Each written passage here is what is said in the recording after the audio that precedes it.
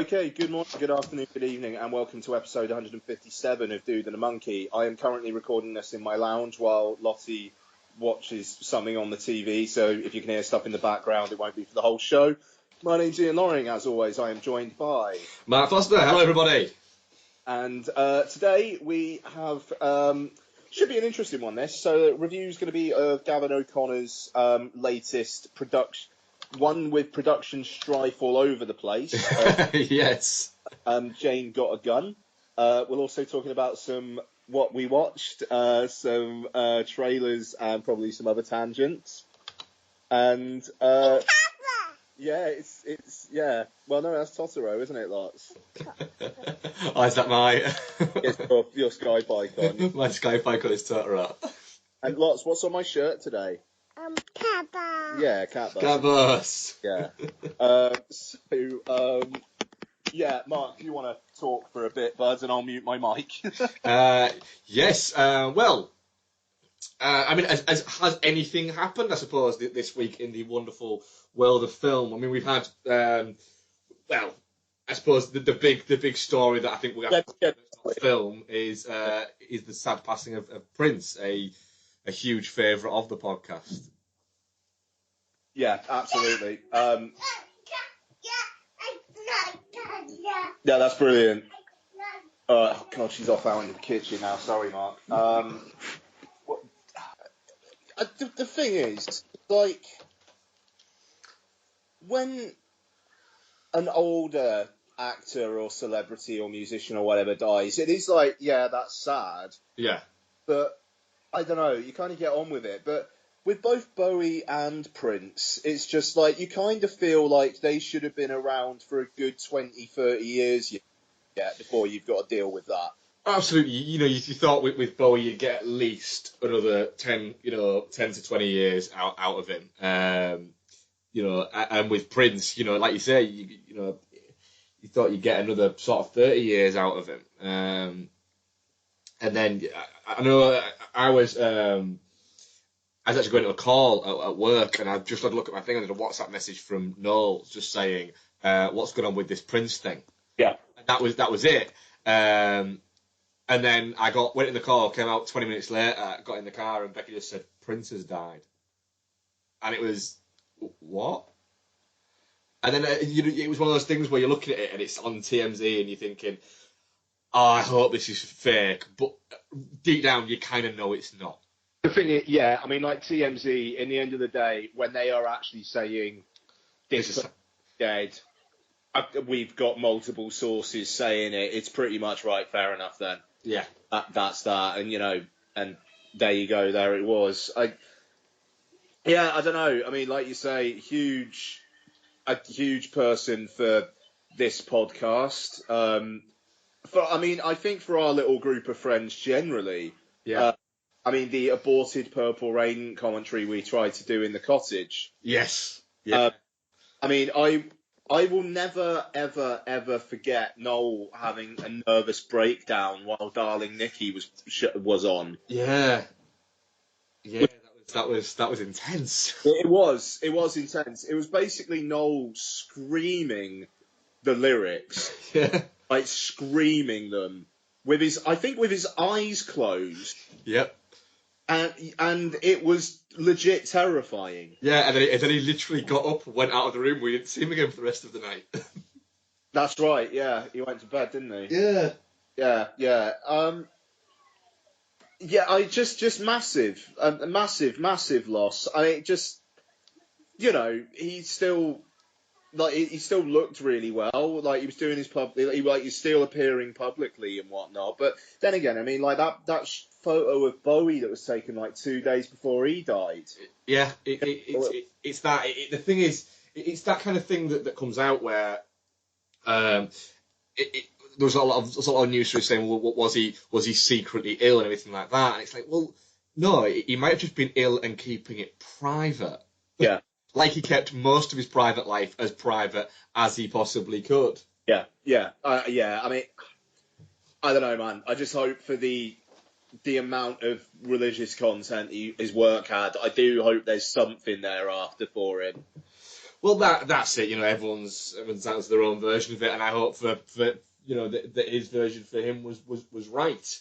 It's just incredible that we've lost an unbelievably sort of unique musician, and you don't you don't get musicians sort of often like that anymore that are quite simply purely about music and the music, and that's it. He didn't get involved in it. He didn't have a drug problem. He never had a drink problem. He never had a scandal as such, really. It was just always, this was a guy who lived and breathed to make music and to be innovative and to do things and to have this control that he was in charge of all these things. And it's just sad that the fact that the like of that guy isn't unlikely to come around kind of again, not because that there aren't people willing to kind of put in that effort and that amount of time and dedication and discipline into learning a bunch of instruments and then doing all that. It's just the simple fact is that no record company anymore is ever going to give that amount of power to one person.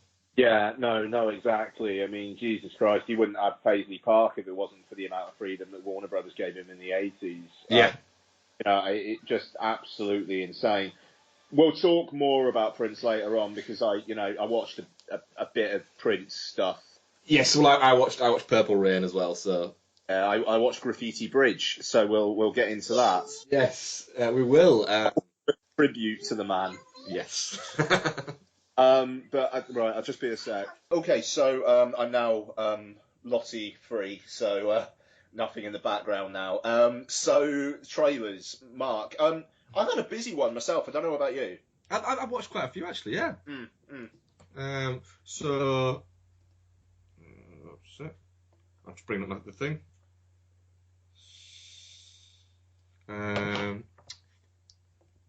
Right. Magnificent Seven. It's an interesting cast. The funny thing is, it's a remake of a kind of remake adaptation anyway. So it's it looks like it's going to be a lot of fun. Really, it's an interesting cast. It's an interesting director to bring on. But then, Denzel Washington's fine. Matt Bobby, you'd expect something like that from him. But then you've also got like Ethan Hawke in there. I think Vinnie Jones is in it at some point. Byung Hun Lee's in it. And then Chris Pratt is in it. He does seem like he's going to kind of add that little bit of sort of comedic value to it in that kind of that presence that he has. Haley Bennett's a good choice to have within that as well. So yeah, I'm very much up for it. It's kind of the westerns have had this little bit of a resurgence over the past sort of 4 or 5 years, and we're getting some all right ones, and we're getting some sort of very good ones. So it's nice the fact that 10, 15 years ago the western was something that nobody touched. It was off the table, and now it's sort of a viable genre again, and it's a nice genre to have around there because it's an incredibly pretty genre to have, really. And this looks like it could be a lot of fun. Yeah, I mean, it's interesting. It's like 10 years ago, you'd imagine Ethan Hawke and Denzel would be the big draws, but now it's like Ethan Hawke's kind of like the third banana. Yeah. And I don't know, it's going to be, I'm assuming Ethan Hawke's probably going to be quite like quiet and down to earth and whatnot. And you're going to have Chris Pratt kind of taking on the cocky, charming kind of guy. I mean, it's interesting. I'm very, very, very up for it. It looks really nice, this trailer. And Peter Sarsgaard as a mustache-twirling villain. Yes. Just in the trailer alone, he looks like he's going to have more fun than Ewan McGregor did in Jane Got a Gun, which we will get to. But it kind of, I don't know, this kind of looks like what I would have liked Jane Got a Gun to have been, in a way. So, but yeah, I don't know, I'm very, very up for it. It looks like a lot of fun, and considering the combination of cast and crew, as long as it's released at the right time. This kind of feels like maybe like an August or September. September it's going to be. Yeah, man, this is gonna destroy at the box office in September. It's late September, I think it gets released. So it's in that interim bit between where you've got summer's over, but nobody wants to fucking shoot their load and release an awards pick before really November at the absolute sort of earliest. Yeah, so you've got September and October is where you can actually get a lot of really, really solid films. You can probably get as much that will trouble your top 10 in those 2 months as you will in the awards season months. Because a lot of the time with the awards season stuff, you know, you get it and you go, oh, I mean, for instance, last year we got Sicario, came out around that time.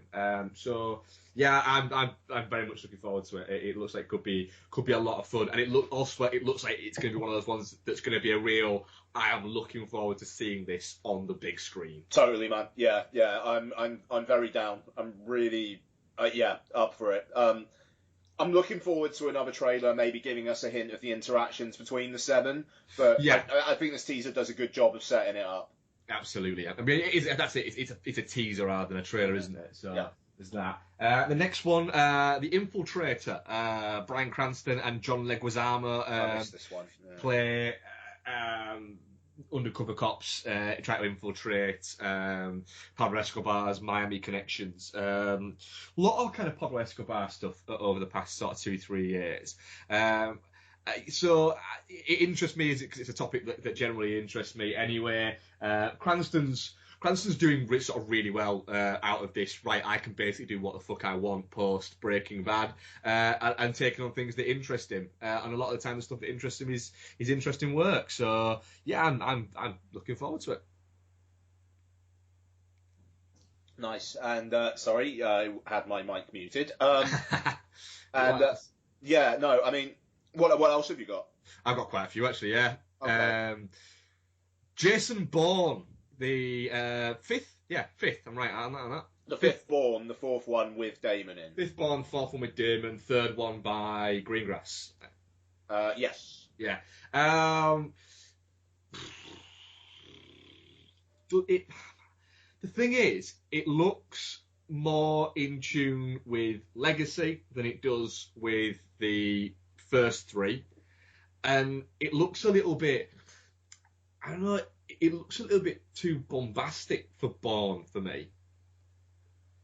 Yeah, I mean, the thing is, the action movie scene has changed a lot in the last 9 years. I think I'm right in saying Ultimatum was 2007. Yeah, I think it was. Yeah. Yeah, I think because Green Zone was like 2009, I think, so that kind of makes sense. Yeah, so I see what you're saying there. I kind of think it had to be, but I think as long as it, I just Greengrass and Damon wouldn't have gone back to this unless there was some point to them going back to it. In the end of the day, Damon's fine. Greengrass is fine. You know, Captain Phillips did well. Green Zone less so, but Captain Phillips did well. He's got, you know, he's not an A-lister, but he's a pretty high B-lister. Yeah, he's not going to have to worry about going 3-4 years without working unless he wants to go 3-4 years without working. And Matt Damon doesn't need Bourne. No, that's Bourne needs Matt Damon. Yeah, as proven by Legacy, Bourne needs Matt Damon, absolutely. Even though I'm kind of looking forward to going back through the Bond films because I actually remember quite liking Bourne Legacy back in the time. I'm looking forward to going back through them because I've only watched each of them once, and it took me about 9, and I'm not kidding it took me about 9 goes to get through the Bourne Identity. But not that it wasn't very good, it's just for some reason, it was literally, like, that film got to a certain point and it just went, and sleep, to me, and I just fell asleep.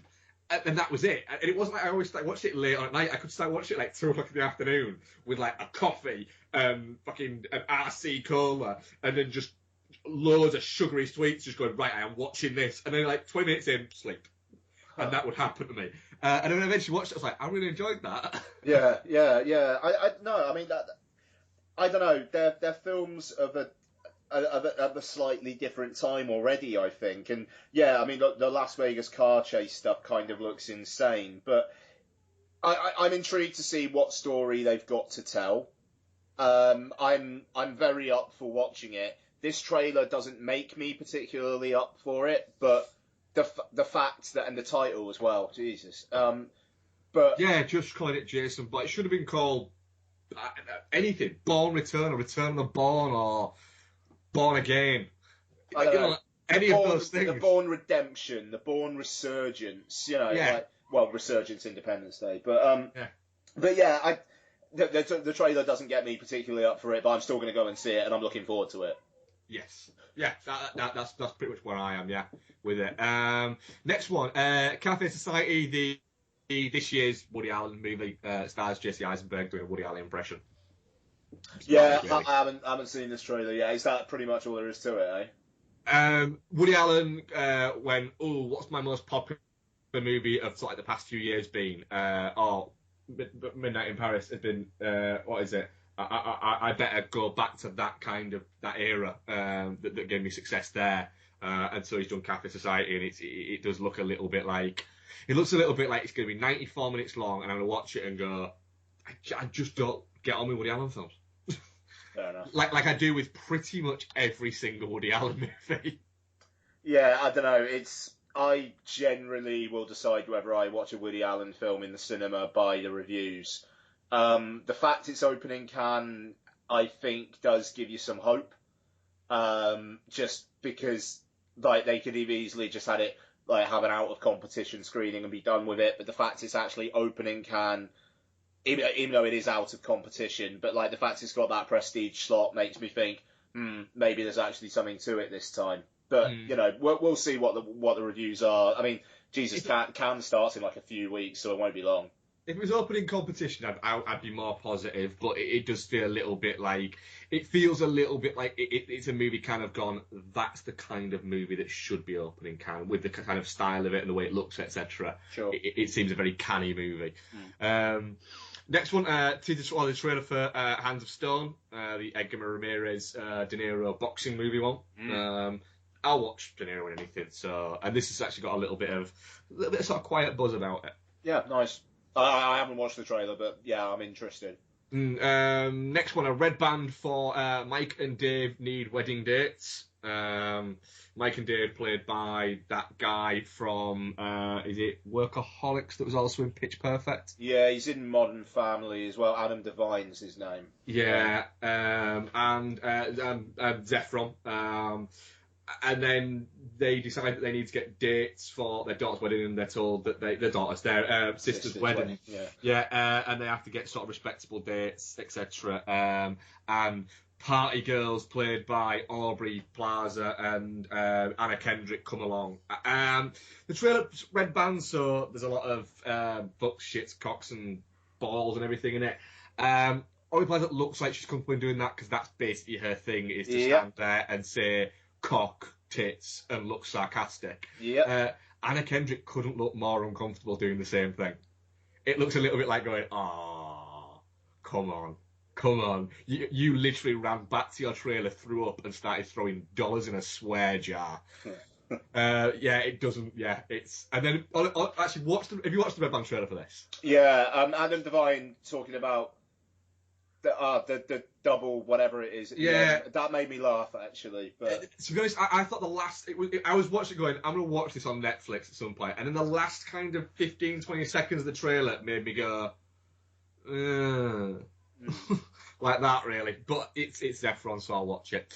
I'd be up for watching it in the cinema if there's nothing else better out that week. Unlike Dirty Grandpa, I'm looking forward to that coming out on home release.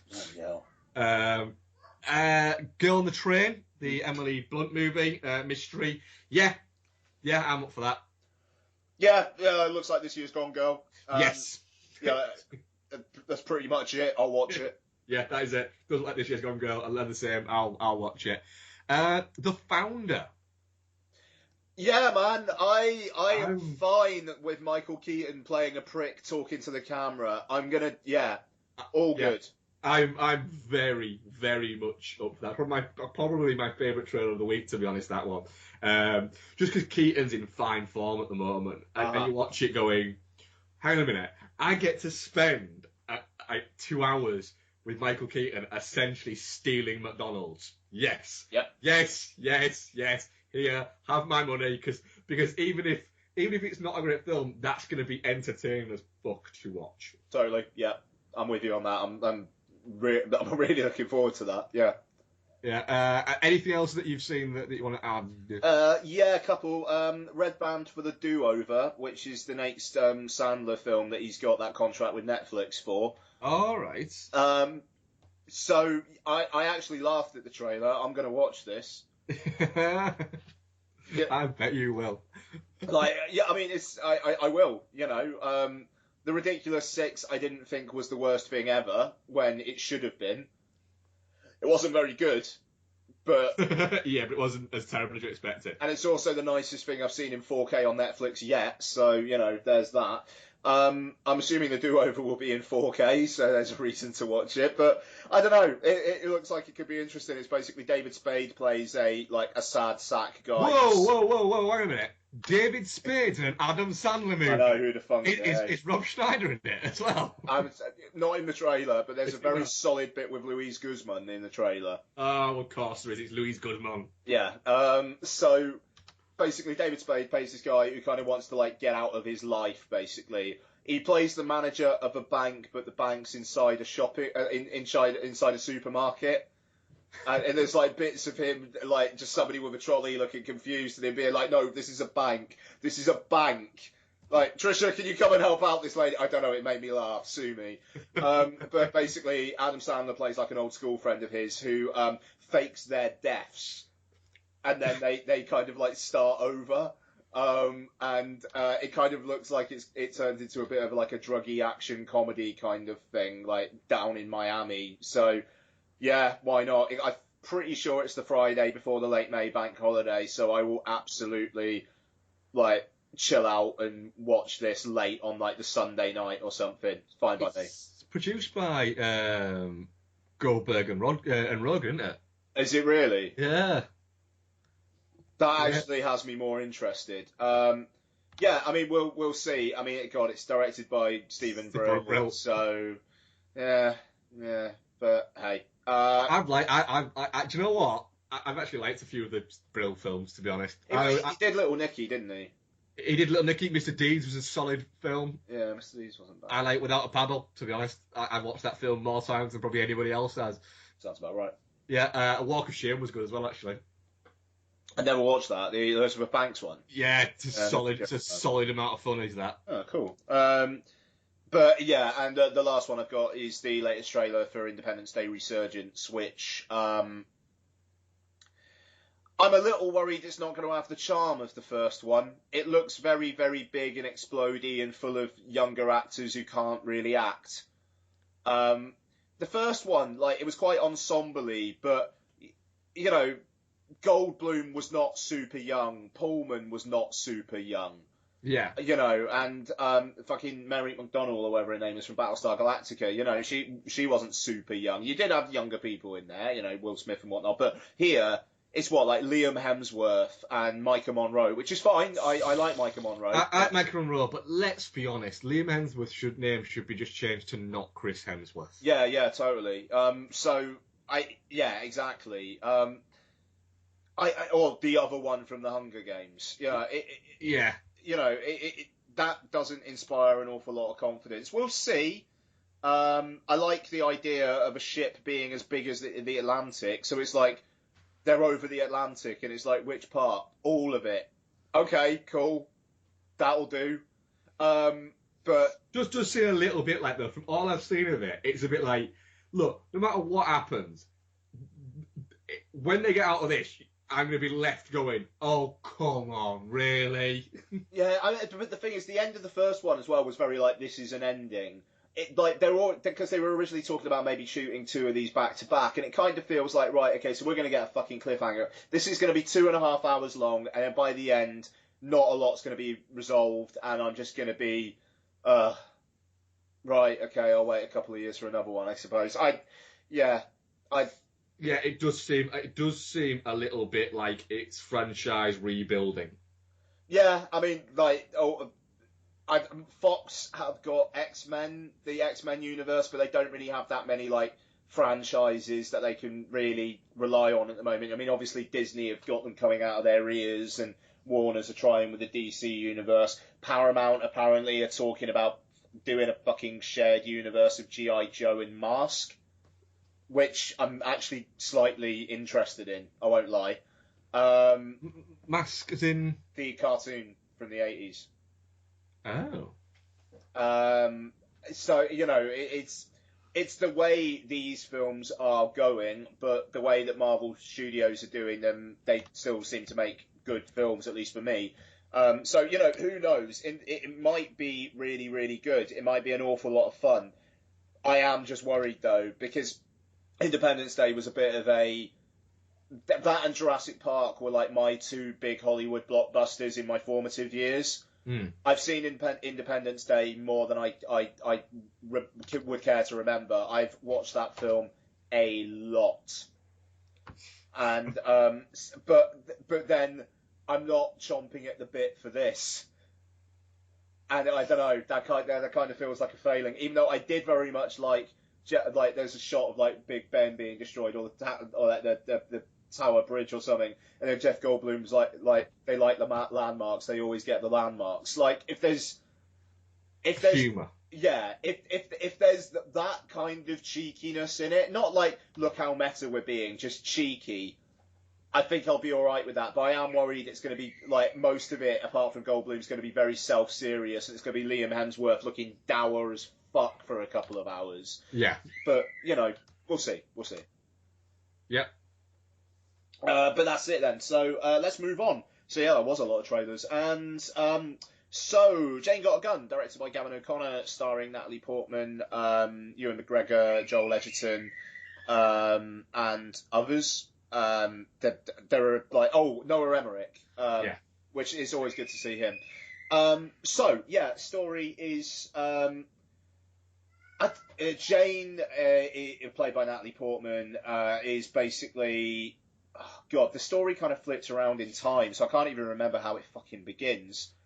She's looking for, basically, oh God, what was it? Her husband, played by Noah Emmerich, is like brutally injured in an attack. She goes to an ex-lover of hers, played by Joel Edgerton, for help. He's like, fuck off. But then 5 minutes later, actually, no, I will help you. And Noah Emmerich was attacked by Ewan McGregor's gang. Ewan McGregor plays a character called Bishop, who is looking for Emmerich and Emmerich's character and Jane for reasons, which like flashbacks through the film kind of fill you in on. And Jane and Edgerton are very frosty with each other. That's kind of about it. So stay frosty. Yeah, pretty much. So, yeah, this was originally to be directed by Lynn Ramsey. She then walked off the set after the first day. I don't think it was ever really, revealed why. She's done that a couple of times, though, hasn't she? With a couple of things, she's gone, I don't need this shit, and walked off. Yeah, I mean, I'm assuming creative differences would be the thing. Well, Lynn Ramsey, prickly director, Natalie Portman, prickly movie star / producer in this case. Yeah, I get the feeling that Lynn Ramsey has kind of probably gone, well, what I have to do is this, and Portman's gone, yeah, I don't think so. And she's gone, well, I am the director, and she's gone, yeah, well, I'm the producer. And it's been, fuck you then. Yeah, no. Wouldn't surprise you. No, absolutely. And I mean, and because of this, the cast had a bit of a revolving door. I think it was it Fassbender and... Fassbender walked after Ramsey left, yeah. Yeah. And then he was replaced by Edgerton? Yes. And then McGregor came into it, because I think Jude Law left at some point. And then Jude Law was in when Rodrigo Santoro was going to direct. Right, okay. But Ewan McGregor got, parachuted in as well, didn't he? Because somebody left. And the weird thing was, he originally not auditioned, but originally was in talks to play Edgerton's character. Yeah. And then didn't get it, got given a Fassbender, and then they asked him to come back and play what's it? Fucking hell. Well, Bradley Cooper was also apparently going to play that as well, but then he went off to do American Hustle instead. Who was? Bradley Cooper was going to play. Yeah, so it's had a lot of to-in and a throw-in. And when Edgerton came on board, he rewrote it as well. That's right, yeah, he's got a screenwriting credit, hasn't he? And now that is interesting. Here's a question to start us off. Do you think Lynn Ramsey would have been happy with what actually happens in this film? Because it kind of feels like, and maybe I'm putting words in mouths, but it kind of feels like with the title and with Portman starring and producing and Ramsey directing, that there was going to be a fair bit of like feminist bent to this Western. And by the end, even though the very, very end, all spoilers all the time, has Jane basically being the almost like the alpha in this relationship, that doesn't really, that last minute or so doesn't feel like it really connected to the rest of the film, because she was relying on men a lot. Apparently, Edgerton didn't change any story bits. Really? He didn't like... He added a few ideas into the actual how things happened, and he didn't like a lot of the script. A lot of his writing was taking out as much as it was putting stuff in. Because the thing is, it jumps. The end of it, you go, wait a minute. Yeah, like, why is she now suddenly a bounty hunter? Yeah, I get she killed Ewan McGregor, and that's absolutely fine and 100% justified in doing so, and she's a strong like character as a result. To go from that to... She was a strong character. She seemed like a strong character in the first 10 minutes. Yeah. We'll come to it. Yeah, I mean, the thing is, it's a troublesome one, because the plot beats of it is essentially, she has Joel Edgerton, she loses Joel Edgerton, she kind of shacks up with Noah Emmerich, like for protection essentially, but then does actually kind of like fall for him, and then Emmerich gets injured, Edgerton comes back into the equation. Emmerich very handily dies, so there's nothing wrong with her shacking up with Edgerton. And I don't know. I find it felt like the last bit was just almost trying to save face, because the rest of the film didn't quite convey that arc well enough. No, I think didn't. It might be more the actual, like, the filmmaking maybe, and like the direction that O'Connor gave Portman, or I don't know, but it doesn't feel like this was what it was going to be. And okay, you've got to judge the film on its own merits, but I think Lynn Ramsey's version would have been more interesting than this, because this isn't very interesting. I think this is... I'll go on record now and say I didn't hate it. I didn't hate it, but there is no bit of me that loved any of it. No. What I will say is I think Edgerton aside, and actually I thought Ewan McGregor was actually very quite good in the amount he was in. I would have liked to have had a lot more of him, to be honest. Yeah. I thought he was very good in it. I thought Edgerton was very good. I thought Portman and Emmerich were just really badly miscast. Portman seemed to forget halfway through sort of words that she was supposed to be doing an accent. So then she put it on really, really strong. And the scene where she finds out her daughter's been killed, and her reaction to that was, I was having to look away, because it was embarrassingly bad. It was terrible acting. Just really, really bad acting. It almost looks as if like Gavin O'Connor, like they filmed it 5 or 6 times, and O'Connor just went, "Yeah, fuck it, that one will do, because I can't watch this anymore. I can't watch you doing that anymore. This is bad." It seems like everybody involved with this film is not really happy that it happened. No, this is it. I mean, in the end of the day, I suppose they kind of had to do it, because otherwise... It finished 3 years ago. Really? They finished filming nearly 3 years ago. Fuck, that doesn't feel like that long ago. Jesus. Joel Edgerton has written, directed, starred in, and released The Gift. Since the bloody Since hell. he finished Jane Got a Gun. God, that's crazy. It is maddening. That's crazy. Yeah. Yeah, it is ridiculous. I forgot Edgerton directed The Gift. God, The Gift was really fucking good. It was really good, wasn't it? I'm gonna be rewatching that at some point. God, that film was good. But anyway, Jane Got a Gun. It's not great. The thing is, there's some really nice shots in it. There's a nice shot about just over halfway through where you get the John Bishop gang are riding in, and you get that classic Western shot, silhouette, and it's like, ooh, that's nice looking. That looks nice. Who's the cinematographer? Was it Mandy Walker? It was Mandy Walker, yeah. Yeah, great job. And that looked really nice. And then the bit where Edgerton's waiting, and then he shoots out the bottles, and essentially all the canisters that they kind of blow up all one after another. Yeah, man. And the people are just on fire. Yeah, however, that shot was awesome. That shot's lovely and very nice, right? This is a $25 million movie, right? That stars Natalie Portman, Joel Edgerton, and is directed by, a very good director. Why do we not get an outside wide shot of that? Why the only shot we get of that is out of a little section of screen through a window, when you could quite easily have had from the back a wide shot of that would have looked fantastic. Yeah, I mean, it was dark, wasn't it? So they would have been able to hide the cameras easily enough if they were worried about budget and only doing it in the one shot. That's a fair point. There was certain bits where you're going, this looks nice. It does look nice, but the absolute minimum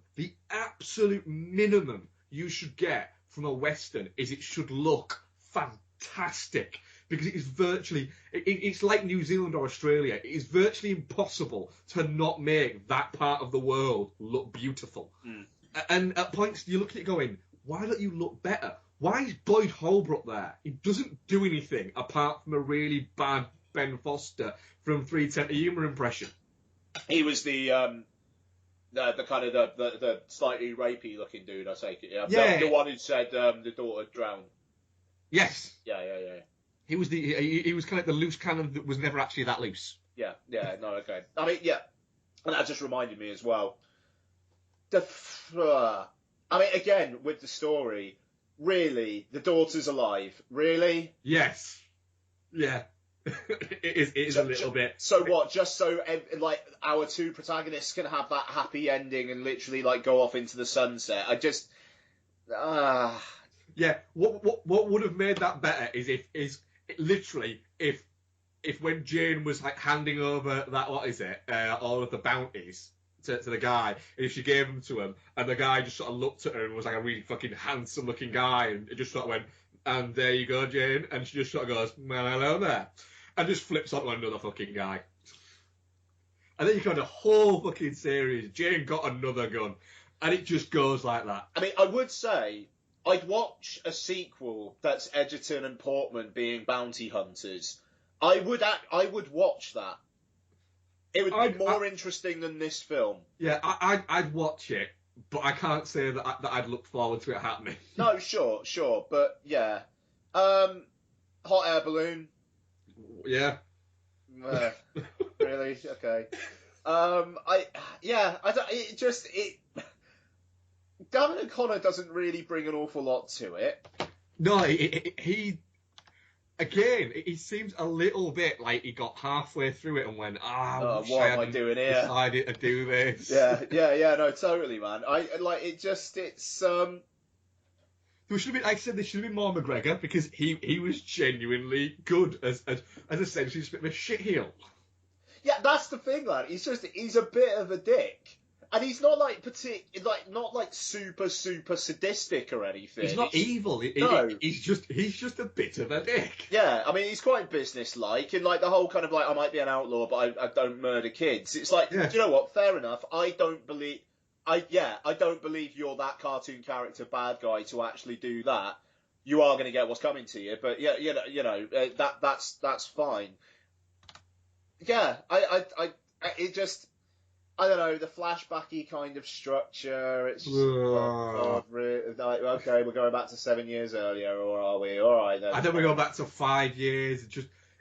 It feels like a film that was conceived as being 2.5 hours long, but there wasn't 2.5 hours worth of film in it.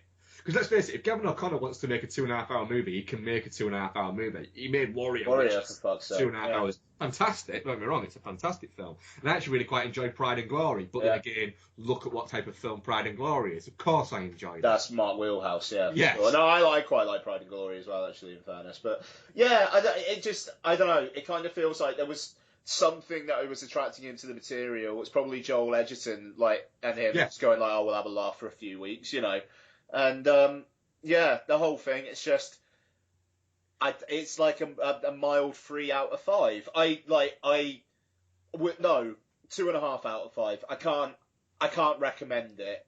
But I can't recommend it, but I enjoyed Edgerton. But then again, saying Joel Edgerton was really good in it, that's just a given. Joel Edgerton's very, very good in everything. Yeah, Joel Edgerton's good in like the Thing prequel. It doesn't mean I recommend the Thing prequel. Exactly, yeah. He is just a very good actor, and he's a great kind of screen presence. He lifts pretty much everything he's in, and often, you know, he quietly gets on with it. Really, I would say with almost everything he's in. For sure, yeah. I mean, I don't have much more to say, to be honest. I mean, I'm a touching cloth. You know, it's disappointing. It's not horrible, but it's considering all the drama that went around it. It's like, what was all the fuss really for this? Yeah, it is. Yeah, it is a little bit like that. It is a little bit like, oh. And it's a shit title. Jane Got a Gun. It might have made sense in the original script, but it didn't make sense in this one. No. I mean, she gets a gun right towards the end. She has many guns in it. It should be called Jane Gets a Few Guns at a Few Points during this movie. It's not a snappy title, but it makes more sense. Yeah. There you go. Yeah. Okay, so that was Jane Got a Gun. So touching cloth for the both of us, was it? Yes. Yeah, okay. Right, so let's move into what else we watched. Mark has got 2, so you may as well just crack on with it. Go ahead, mate. Yeah, I'll crack on. First one I watched was Cadillac Man. Nice. The Robin Williams movie. I'd never seen this, actually. And was flicking through, looking for something to watch at about sort of 10 o'clock at night, and sort of hit up on this and thought, I've not seen that. I don't know why I've not seen that, because, you know, it's a Robin Williams movie. I like Robin Williams. So gave it a go. Have you seen Cadillac Man? Years ago, don't remember anything about it. Yeah, well, Cadillac Man, the basic story is Robin Williams plays a guy called Joe O'Brien, and he's got a bit of a problem where he's got a bit of a weakness for women, we'll say. And so it seems like he's always having trouble with women, because he's got an ex-wife who left him because of his womanizing problems. His daughter's gone missing. He's married. He's got a mistress who wants to leave her husband for him, but he doesn't want that to happen. And Laurie Petty plays his other mistress, who he really likes, but she's a little bit crazy. Of course, she's played by Laurie Petty. Then, to pile on top of that, he also owes the mob some money, and has just been told that he's got a single day to sell 13 cars, or he's going to lose his job. And on that day, where he's supposed to sell 13 cars, you get Tim Robbins bursts into the dealership on a motorbike and takes everyone hostage because somebody's been having an affair with his wife, which Robin Williams owns up to, and that's about the only woman in the film that he isn't sleeping with. Yet he decides that he's going to say that it's him who's sleeping with her, and then he deals with the kind of the hostage situation as being Tim Robbins' spokesperson. It's a lot of fun. It's Robin Williams doing that quick kind of patter and that throwaway kind of jokes and a few kind of voices and things like that. It's very kind of Robin Williamsy, really, is the best way you can describe it. It's got quite a bit of heart in it as well. It's Tim Robbins plays, you know, the character Larry. he's not happy about his wife been cheating on him, and he's kind of like broken man, and then he ends up befriending Robin Williams with it, who at the time thinks has been the guy who's having an affair, and it all kind of bursts out from there. It's on Netflix UK, and it's a solid midweek watch, is what I'd say. It's not something you're going to want to watch on a Friday or a Saturday night, but it's a good Tuesday or a Thursday night movie, I'd say. Yeah, nice. No, I would go for that. There's probably a lot more that are in my queue before it, but I would happily watch it again, you know. Yeah, and I was actually, weirdly enough, because I've not actually got a great little talk to it, I actually noticed something the other day where me and Becky were talking afterwards about sort of Robin Williams and his films, and I noticed that I saw pretty much every Robin Williams movie from 1991 to 2001 in the cinema. Wow, really? Yes, I did. There was a couple that I didn't see, but they weren't actually released in cinemas in the UK. But yeah, I'll go through. I saw Hook, Ferngully the Last Rainforest. Yeah. The Timekeeper never came out in UK cinemas, to my knowledge. Aladdin, Toys, Mrs. Doubtfire, Being Human, 9 Months. I did actually see Tu Wong Fu, and he's in that. Jumanji, the direct-to-video Aladdin, King of Thieves, of course, direct-to-video, never came out at the cinema. Jack, Hamlet, I saw at the cinema. The Birdcage, Father's Day, Deconstructing Harry, Flubber, Good Will Hunting, What Dreams May Come, Patch Adams, Bicentennial Man, MAI. Bloody hell. Yeah. And the thing is, it wasn't like I was purposefully going to see every single Robin Williams movie as they came out. It wasn't like I went, oh, there's a Robin Williams movie, I better go and see that. It's just, I mentioned to Becky that I'd seen Hook at the cinema. And then she said about Toys, and I was like, I saw that as well. And I saw Mrs. Doubtfire, and I just started working through it going, wait a minute. Yeah. I went through it, and yeah, I saw every movie for 10 years at the cinema. Nice. Without even meaning to do it. Yeah, I suppose the other one I watched will lead quite nicely into one that you watched. I rewatched Purple Rain, which you had to rewatch. Really, I had to rewatch it this week. Sure. Because you don't really often need an excuse to rewatch Purple Rain, but if there ever was an excuse, it was this time. And Purple Rain's, I know we spoke about it on the podcast before, but fuck it, we'll speak again because we might have new listeners actually. But it's not just like a great kind of musical as such. It is actually a really solid film within that. How much of it is autobiographical, I'm still not entirely sure. Quite a bit of it apparently is. Prince might not be the greatest actor in the world, but when he's playing Prince, essentially, there's a certain the bits where he's having to where he's got the stage presence and he's singing, and the songs actually are actually written to have a meaning within the film. That's when the acting comes across, and he gets that across really well. And the strange thing is, Prince get off.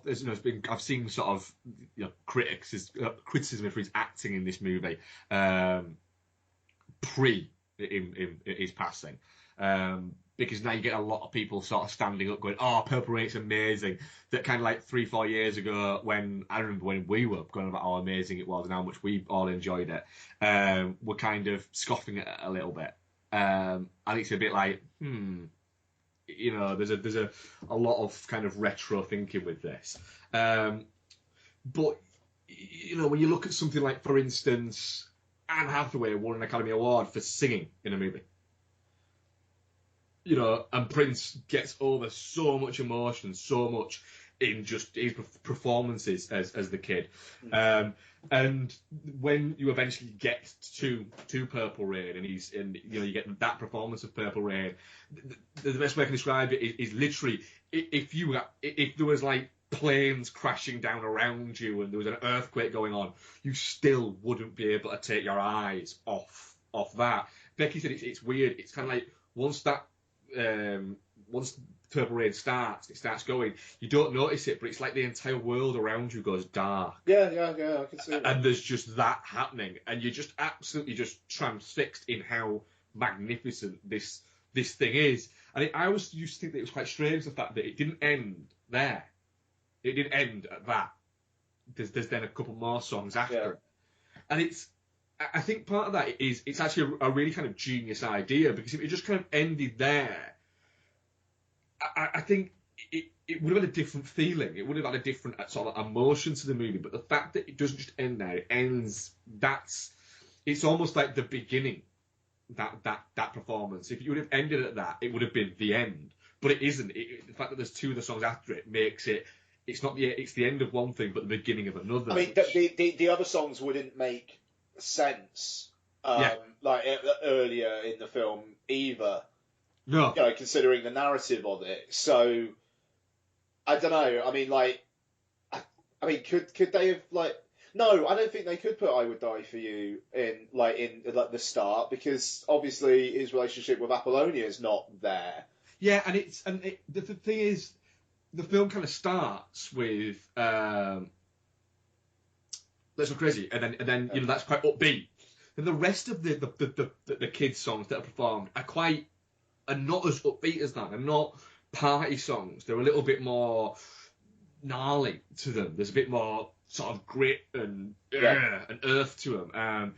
And then the last two songs that we get after Purple Rain, which is the big emotional explosion of the movie, are back to the upbeatness and the party songs, and then that again. And it bookends the film really, really nicely. I know a few years ago, when I was sort of working in conjunction with a cinema chain, I won't mention, but people will know which one it is if they have spent any time listening to the podcast. And I was sort of helping sort of pick certain sort of films from it. I remember at the time suggesting doing a month where they did musicals, alternative musicals. So rather than doing Sound of Fucking Music and West Side Story, that they put on things like Streets of Fire and Purple Rain, and then what was the Palmer one? Shit, what's it called? Phantom of Paradise. Yeah. Oh, yeah. Yes. Okay. Yeah. And Phantom of Paradise, and you know, do like those and have that alternative kind of music thing, and was shot down in flames of they're all terrible movies, and I was like, no, they're not. You're just dickheads. And that was my exact response. I said, no, they're not. They're fantastic movies. You're just uppity dickheads. That's you know, I love you all, but you are. And that's it. Purple Rain is it's part rock kind of musical drama, part exploitation film, which is really weird. Yeah. It's I don't know. I mean, it's Purple Rain. I just remember the first time I watched it. I was watching it about 20 minutes behind Noel, and we were just texting each other, just like loving it, frankly. Yeah. And I will always remember that. And it's so much fun, and it is. The attitude towards women is interesting. Yes. It's of its time, and that kind of carries on Graffiti Bridge as well, to be fair. But that's the exploitationist bit, I think. No, sure, yeah. But you've also got Morris Day and Jerome Johnson, I think his name is, who are great comedy foils as well. And the password is what? I mean, that's all you need. Well, no, it's not all you need, because you've got Prince there as well. I don't know. It's insanely entertaining. It is actually genuinely moving at the end. And it's, I don't know. I mean, like, it would be like Kanye West trying to do an autobiographical music based on him, but there's so much hubris and ego with West that it would be retarded. Whereas here, it's coming from a genuine place. It is. The thing is, Prince wanted to make essentially a semi-autobiographical movie, but he wanted to make a movie. It was the idea that was the next step in kind of, in forwarding his career, and it was right. I want to make a movie, and I want to write these songs for it. And when you watch the documentary, the makeup behind it. Albert Manganelli says that Prince gave him like 100 songs, and that was written for the movie Purple Rain, and When Doves Cry and Purple Rain weren't part of that 100. They were written. Apparently, I don't know whether this is true or not. Mike will know better, but it says in the Purple Rain making of, Manganelli says that he said that he needed a song for the montage, and the producer said, "Look, we need a first," and Warner Brothers said, "We need a first single for it. We need that. We need a song. Purple Rain's a great song, but it isn't a first single to release to promote the movie." And they said, "We need something." So Prince, they told Prince, and I think it was a day or 2 days later, he sent Albert Manganelli When Doves Cry, and said, "There you go. How about that? Will that do?" And he was like, "Yeah, that's perfect." And it was like, whether or not he already had that song and he just, recorded it and polished it up, or when, I think I've got an idea, I think I've got the song for it, it's this. But it just, the lyrically, it seems too written for that. And, that's the genius of Prince. I once saw another documentary not related to Purple Rain, where Prince said that he writes at least kind of a song a day. And that's just because that's his process. That's what he likes doing. That's what he does. And it's incredible the fact that you've got somebody who's got that much talent and is essentially, giving you it in the film form. It's incredible at Purple Rain. It really is such a. And I remember first watching Purple Rain in sort of like the sort of early mid '90s on VHS. And it was after Match of the Day, probably. I was on a Saturday night downstairs at my parents' house, and it would have been. And I remember watching it and just going, "I don't know what happened there, but I know it was fucking awesome." That's great. And it was, and it was strange, sort of, because I already remember sort of being at school, and bear in mind, I went to school, in sort of like the sort of mid '90s when. It wasn't really that cool to like Prince. It was cool to like Blur and Oasis and people like that, and I really liked Prince. So like when we put on like films, I'd always like reference Purple Rain, and I'm like, "Oh, I'm not watching that. It's got Prince and it's shit." And I'm like, "Yeah, I don't care." No, too right. Yeah, yes. I don't know. It's fucking great. Yes. I wish I watched it on Thursday instead of what I did watch. Yes, so you watched Graffiti Bridge, didn't you? Yeah, so I watched Graffiti Bridge. I've watched this a long time ago. Yeah, I haven't seen this or Under the Cherry Moon, and they were both £2.49 to rent on Apple TV, so it was like, I'll chuck £2.49 at it, why not? So this is a somewhat sequel to Purple Rain. They do refer to him as the kid in this. And it's written and directed by Prince this time. And it basically sees Prince and Morris Day going at loggerheads. They both run clubs, even though it seems that Morris Day has a share in Prince's club or something, even though they have two separate clubs. So it's a bit confusing. And there's a woman that kind of comes between Prince and Morris Day, and Morris Day hates Prince, but by the end of it, thanks to the power of song, they hug it out and they're friends again. So I like this because Morris Day and Morris Day and Prince hug it out by the end and they're friends. And I was in a rather emotional state on Thursday, so I liked the fact that they were friends. You just wanted everybody to get along, didn't you? I really, really did. I really, really did. Yeah. The thing is, here, whereas in Purple Rain, the musical sequences don't really feel like music videos. Even though, I mean, like, the video for Purple Rain is the sequence from Purple Rain. Yeah. I always thought that was odd, like, back in the day when Purple Rain would come on MTV2, and, like, when I was, like, 15, 16, it'd just be like, what? So the video is just Prince performing and people looking teary-eyed in the crowd. And I didn't quite, like, I didn't know the connection at the time. Yeah, I could see why that could be a little bit.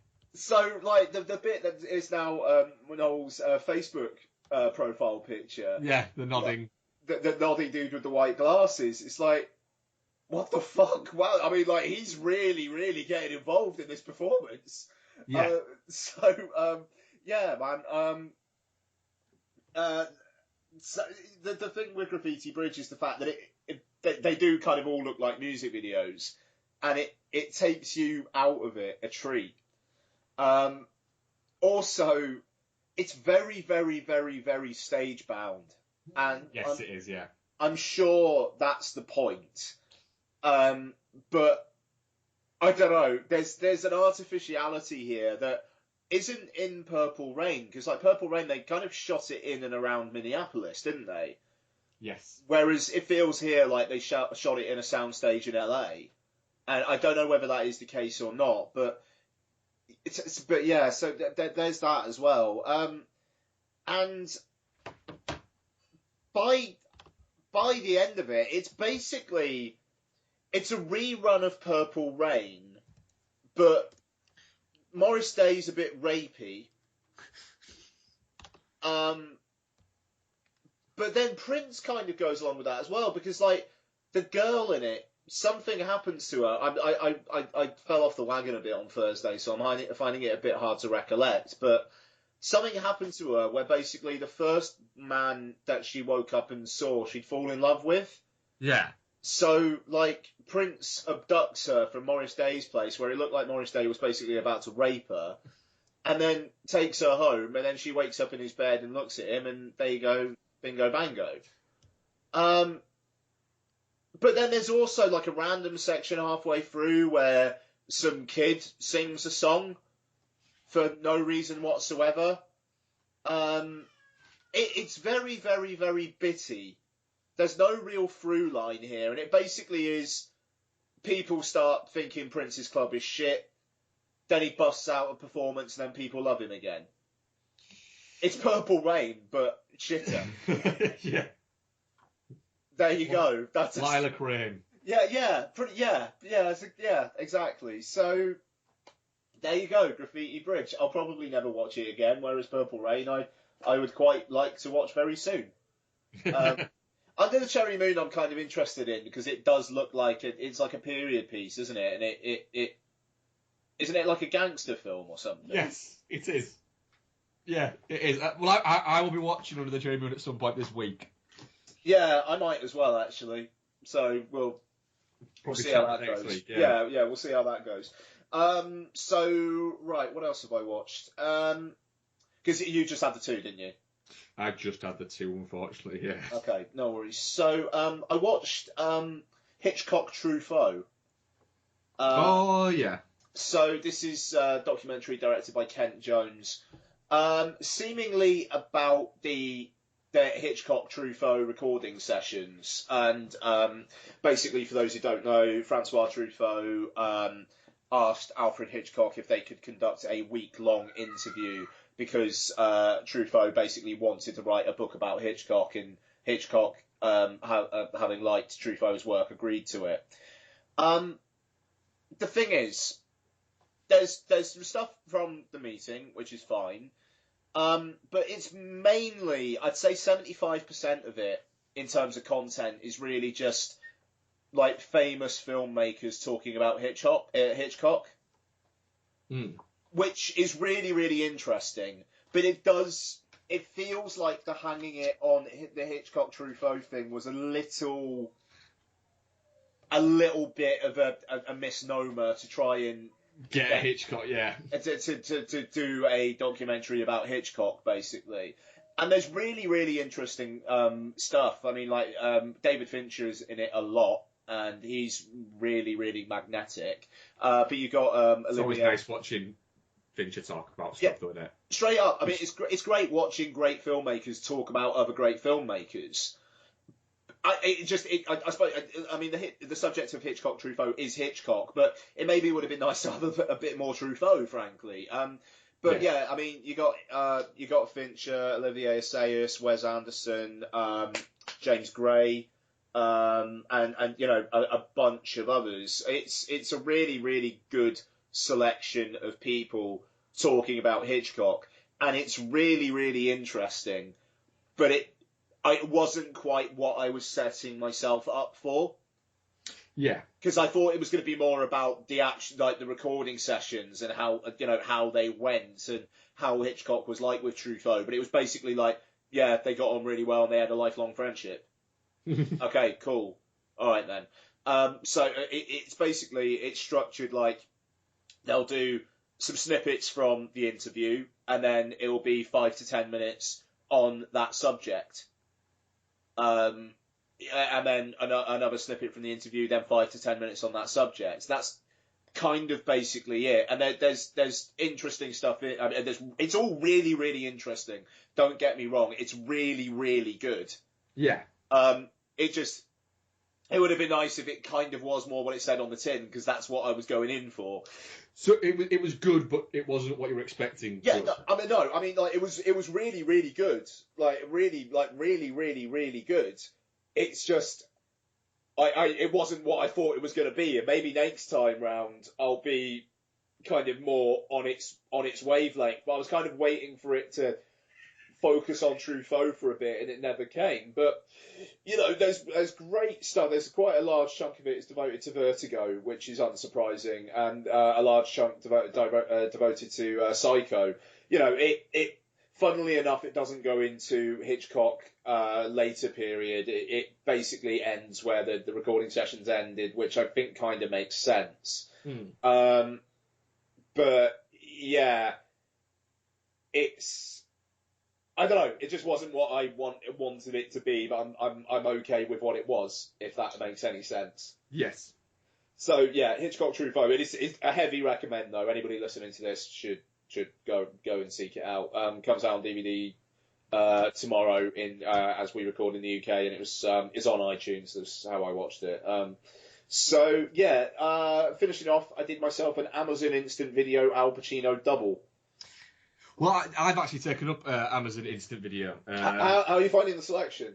Not too bad. I'm finding the... so far, I've only actually looked at it because I was helping Isabel choose a movie to watch last night on her smart player, and the interface was a bit of a prat. Yeah, the menu system's horrible. Yeah, it's terrible. Yeah, it was strange because she watched the Ryan Reynolds movie Just Friends. But it's not in HD on there. It's only in standard definition, which is a bit weird. Bet that looked like hammered shit. It did, yeah. It did. It did. I kind of said to Isabel, said, "Are you alright watching that? 'Cause it looks like crap." And she's like, "Well, it's fine." Alright, fine, fair enough. Fucking no. Yeah. So no, I mean, I think I kind of watch more on Amazon Instant Video than I do on Netflix now in terms of films. It's kind of crazy, but yeah. So I did myself a double bill. So I kind of mentioned it briefly last week, but I finished off City Hall, which is literally only notable in my mind for a fantastic sequence where at a 6-year-old kid's funeral, Al Pacino makes a speech and turns it completely, basically, into about him. And everybody's really on side by the end of it and cheering him. It all starts off quite frosty because it's like people don't want the mayor at this funeral. And he turns up and he's like this poor little angel. I'm going to do this and I feel this and I'm going to do this for this poor little angel. But this city needs to be oh God, what's the word he uses? Like a palace again or something. The city needs to be a palace. We all need to walk hand in hand and not be in fear.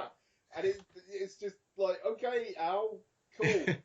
Chill it out. It is Pacino doing Pacino, isn't it? Yeah, man. I mean, but it's just like, what are you doing hijacking this kid's funeral? Like, it was crazy. But apart from that, like Pacino's actually not in it as much as I thought he would be. It's mainly John Cusack with a bit of Bridget Fonda as well. Yeah. And it's basically, is Al Pacino a bit shady?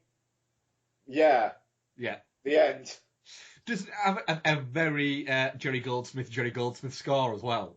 I don't particularly remember that, to be honest. I might be misremembering, but I remember a particularly Goldsmith score. Okay, that's interesting. I mean it's I don't know. It was what it was. It's like John Cusack is the deputy mayor who somehow doesn't see that the mayor is shifty. Through the course of the film, he discovers the mayor is shifty, and by the end, the mayor is no longer in the picture, and that's all there really is to it. It's yeah. I don't know. It kind of felt like it was straining to be more than it actually was, but. Yeah. You know, Cusack's fine, Fonda's fine. She kind of disappears like a good half hour before the end and then pops up in the last scene. It's like, oh, okay, you're back. Cool. Nice to see you, I suppose. It's fine. I don't know. 3 out of 5. Didn't hate it. Cool. Al Pacino shouting. What I didn't hate, what I loved, is Manglehorn. Oh, the David Gordon Green one, yeah. 'Cause I've hovered over this before and not actually ever watched it. Yeah, man, this motherfucker. So basically, Al Pacino plays my dad. A sad, lonely man who tries to find connection in other people, but can't because he's sad and lonely and isolates people through his sadness and loneliness, which was my dad. I mean, I don't mean to get too deep there or too brutal, but that was my dad. And he even kind of looks like my dad in this. So It weirded me out, this film, in many moments. There is a dinner scene that he has with Holly Hunter, which just feels like something my dad would do with a wife or a girlfriend or something, and it's I don't know, it really, really got me. But Pacino's great in it, not just because of like my feelings getting in the way there. He's like the inner conflict in him is so well played, and like just the quiet reservedness, but like pure melancholy, like ebbing through him, is really, really powerful. I thought some solid cat action as well, and it's David Gordon Green doing this David Gordon Green thing as well, where there's kind of like a magical realism kind of thing. There's a scene where Holly Hunter plays this like bank teller who has a kind of a relationship with Al Pacino's character, and they're chatting to each other, and then this guy just walks in and starts singing to one of the other clerks, and it almost feels like, is this actually happening? Has someone just burst into set and started singing at one of the extras or something? It doesn't really mean anything. But then there's another scene as well where a vet is doing an operation on Pacino's cat, and he's talking about what he's doing, and it's almost like David Gordon Green got this vet and just said, right, pretend this is a documentary and you're talking about this medical procedure. And it's just 2 minutes of this doctor talking about this operation while he's doing it. And it's really interesting, but it's like, what is going on here?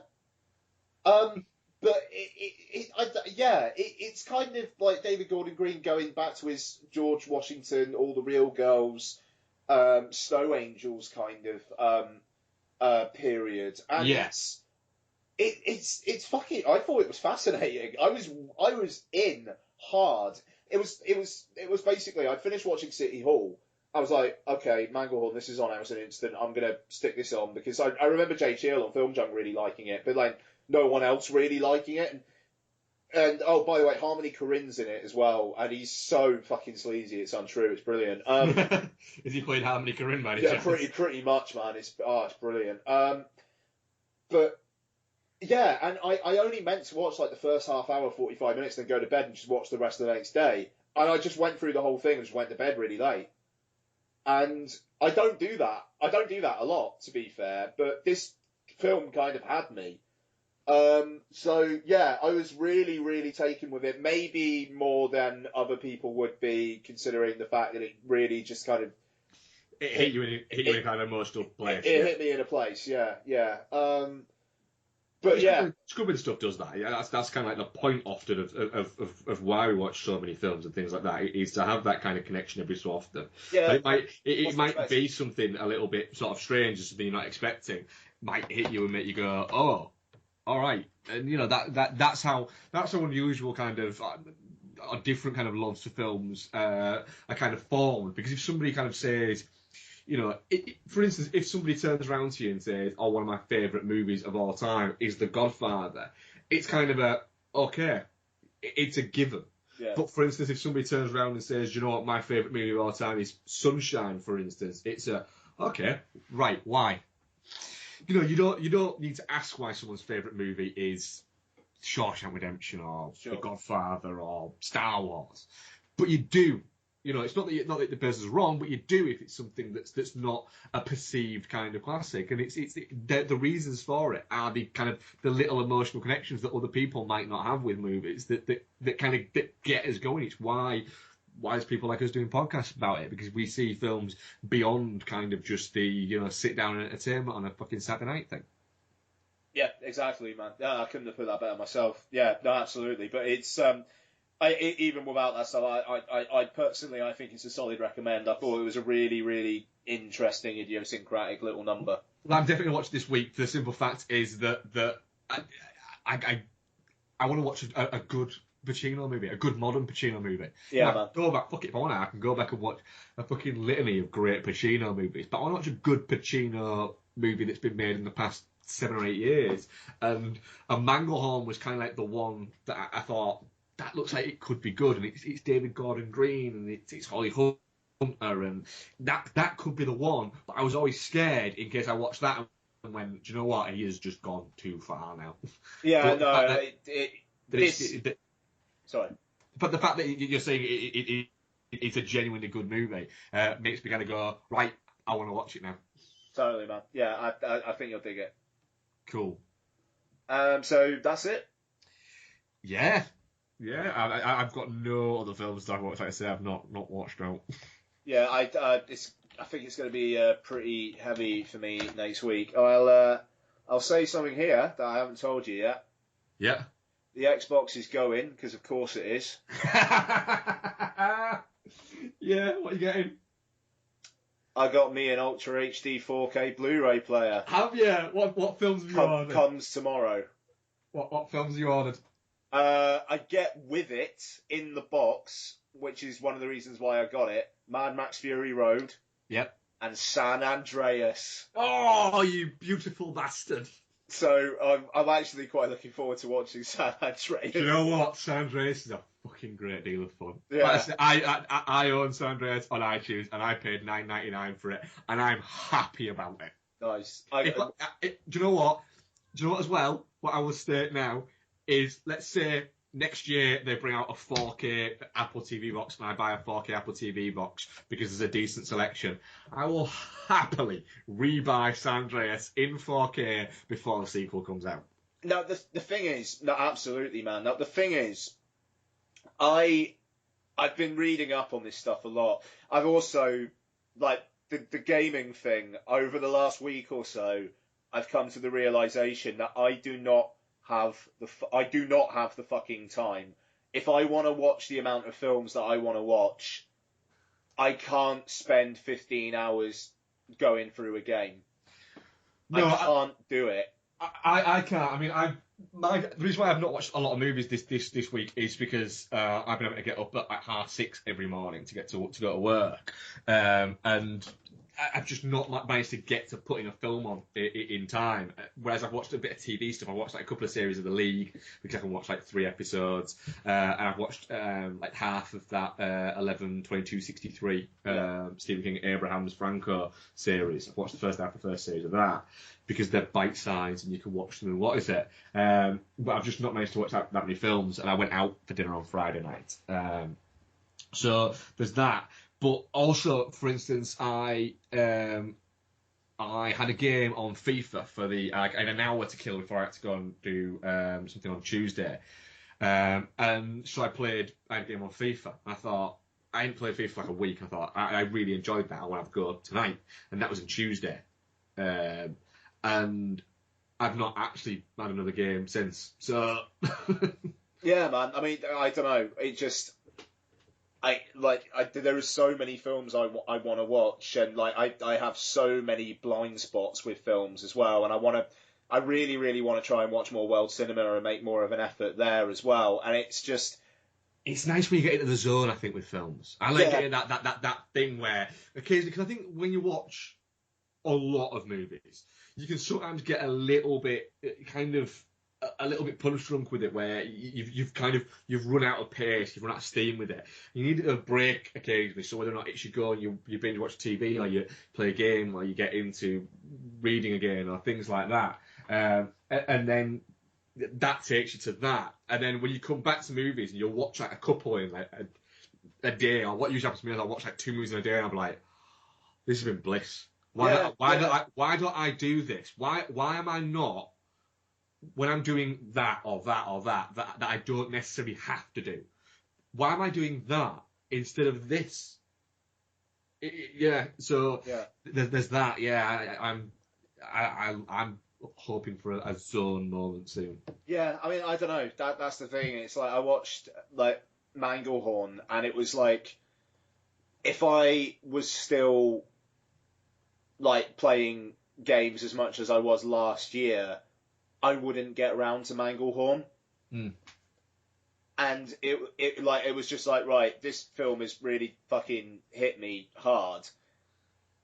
And yet, I don't think I would have given it a shot, because I would have gone for like easier picks, you know. And so I don't know. I had a bit of a sea change, I think. So and I through my work as well, I get money off with Currys as well. So it cost a good chunk of money. I'm not going to say how much it cost me, but I'm picking it up tomorrow, and I'm going to hook it up, and we'll see how it goes. I'm going to get that high dynamic range shit going on with Mad Max tomorrow night, and we'll see what happens. I'll report back next week. Cool, sweet. So you're back on the physical copies of shit. I think I am. Yeah, yeah. It just, the thing is, reading up on this stuff as well, and I've been in Curry's recently and seen Ultra HD in motion, and it really, it looks really, really, really, really, really, really, really, really fucking nice. Like Ultra HD 4K Blu-ray, it looks really great. And I would be thinking, I'd like watching Apple TV, I'd just be like, nah, I can't do it now. I can't do it. It's dead to me. But I mean, we'll see what happens when Apple TV gets the 4K box. But I don't know.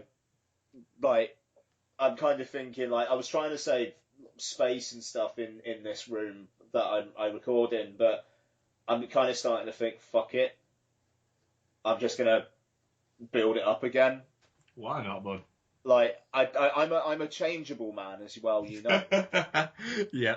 But I don't know. I think I've had a bit of a moment of clarity, which has come. So I'll report back next week. Yeah. Thanks for not taking the piss too heavily. If you still got it. Well, that's the thing, man. If I get it and it's like, nah, I'm not feeling this, I would take it back. But what I would say is the model I've gone for. It's basically, there's 2 players that have launched in the UK, and one's about 150 quid more expensive than the other. I've gone for that one. Oh, have you? Yeah, the reason for it is that apparently the internals and whatnot are just of a better quality. I've gone for the Panasonic one as opposed to a Samsung one. And it's like the internals are supposed to be better. Panasonic, apparently, I've never owned a Panasonic piece of equipment ever, but apparently their Blu-ray players are like proper top of the line shit. and this player has been getting 5 out of 5, like wherever it's been reviewed. Panasonic's hardware stuff it is usually fantastic. To be honest, I had a Panasonic. My first DVD player, I think it was Panasonic. I had a Panasonic Laserdisc player. Nice, bloody hell. I know. So, but yeah, I mean, like, and apparently the 4K upscaling's really nice as well. And with it being Alien Day on Tuesday, I'll be watching Alien and Aliens. So, is it Alien Day on Tuesday? I think I might. Yeah, I think I might give one. I might give them both a go. Yeah, I'm gonna try and give both a go and see how long I stay awake for. I'll at least get through Alien because I'll always be awake for Alien, and then see how it goes from there. But yeah, so I'll report back next week. Those are the only 2 discs I'm going to be getting for now. I'm not thrilled about the cost of the discs. How much are they? They're like between 20 and 25 quid. Which come down quicker though. Yeah, I mean it's what DVD and Blu-ray started with. It also kind of slightly worries me as well. If we're getting inside baseball here, I'll be quick. But it does worry me that like Fox have brought out some catalog stuff, but they've announced I think The Revenant is out in 4K in the US, and they've announced Independence Day 4K master is going to be out over there as well. But they haven't, and Deadpool is coming out on 4K over there. They haven't announced the same for the UK yet. Yeah. And Sony have a bunch of discs in the US that they haven't announced for the UK yet, but all Ultra HD Blu-rays are region free. Oh, are they? Yeah. Ah, that's interesting. All of them. So if I had to import, I don't have to worry about it, which is something. But the software lineup is a slight concern, even though Universal have just announced that they're going to be releasing content by the end of the year. Ian, the 4K, the Blu-ray 4K Blu-ray of The Amazing Spider-Man is $11.96 on Amazon. I have a feeling that's the mastered in 4K. I think it is the mastered in. Yes, it is the mastered in 4K. Yeah, Sony were very, very cheeky last year, where they released a bunch of things mastered in 4K, where they were Blu-rays, but mastered in 4K. But apparently they did look better. Yeah, because I'm just looking now. There are, there's a difference between what they call them. On Amazon, they're called 4K Ultra HD Blu-ray, or they're called Blu-ray 4K. Yeah, the Blu-ray 4K is the mastered in 4K ones. Yeah, there you go, man. Like, you've got to be really, really, really careful with this shit, and which is frustrating. And also the thing I was talking about a few weeks back as well, where a lot of these are shot in 2K or have a digital intermediate done in 2K. So what you get on the 4K Blu-rays are upscales. Oh, Ender's Game, £17. Yeah, I mean, I'm looking now. Expendables 3 is £14.50. The thing is, though, do you need to watch Expendables 3 in that? The thing is, if it was less than a tenner, I'd probably give it a go just for something to watch. It's like Chappie as well. It's £20.83. If Chappie in 4K was 15 quid, I'd buy it. Yeah. The thing is as well, Chappie was actually finished off in 4K. So, and apparently that looks amazing. Amazing Spider-Man 2, £21.20. That's way too much fucking money for Amazing Spider-Man 2, but it was filmed in 35mm and it's got a 4K digital intermediate, so apparently it looks great. But all of Fox's stuff apparently is 2K upconverts. Batman vs Superman: Dawn of Justice is available for pre-order. It's the only 4K Blu-ray actually available for pre-order at the moment. That was a 2K DI, so they look better apparently, but they don't look as better as they should do, if that makes sense. Yeah. But we'll see. We'll see. I mean, in the end of the day, if the PS4 0.5 whatever it is going to have a 4K Blu-ray player in it, then 4K Blu-ray content is going to explode. Yeah. But I don't know. It's going to be interesting. The thing is, I'm now of the opinion that I just want to see shit in as pretty a format as possible. Yes. And this is as pretty as possible. So, Mad Max tomorrow, baby. I'm going to watch Fury Road for the fourth time, and I'm really looking forward to it. Why not, bud? I don't blame you. Good on you. Fuck it. Anyway, right, next week, Civil War. Yes. Yes. Are we? I don't know whether Noel's coming on or not. Is he away? He's away, so I don't think he. No, he's watching it while he's away. He's watching it while He's he's watching away. it while he's away because he tweeted. He didn't it? He WhatsApped us saying, "I'll be watching Civil War in this cinema." And he's watching it, I think, while he's in Denmark. So he will be joining us next week, but we might not be recording on Sunday. Actually, on Sunday, yeah. Okay, Yeah. That's fair enough then. Okay, so that's gonna do it. Yeah, cool. I'm double billing next week as well because I really want to see Demolition. Oh shit! Yeah, of course. Yeah, Okay. I'll be honest. I'm more looking forward to Demolition than I am Civil War. I'm pretty pumped for Civil War. I don't know. I'm looking for Civil War, but what I will say now is a lot rests on Civil War for me. What, in terms of your feelings on Marvel going forward? Yeah, if I come out of that underwhelmed as I do out of most Marvel movies, I am firmly I'm going to be on the place where I'm going to go, do you know what? They're not for me. They're just not for me. I'm going to rewatch Winter Soldier this week. As am I, and Age of Ultron. I don't know if I can bring myself to rewatch that. I'm gonna do it. Fuck it. I haven't done it since the cinema. So I ever feel like I might have to, but I'm gonna rewatch it. I have watched it twice actually. I've watched it since the cinema, Age of Ultron, and I thought it was all right at the cinema. It was okay, very underwhelming. All right, I genuinely thought on a rewatch that it was a bad movie. So yeah, but I think I might have to rewatch it just for the fact that I want to know exactly what's going on in Civil War because I think it looks fantastic. Yeah, I'm very, very, very, very, very, very hopeful for Civil War. I like the fact that Empire actually gave it 5 stars, which they haven't done for a Marvel Studios film yet. Yeah, but they've also given 5 stars to a lot of films that have had a lot of coverage before. I genuinely think that's a bit unfair. Kingdom of the Crystal Skulls. Yes. They get 5 stars. Kingdom of the Crystal Skulls.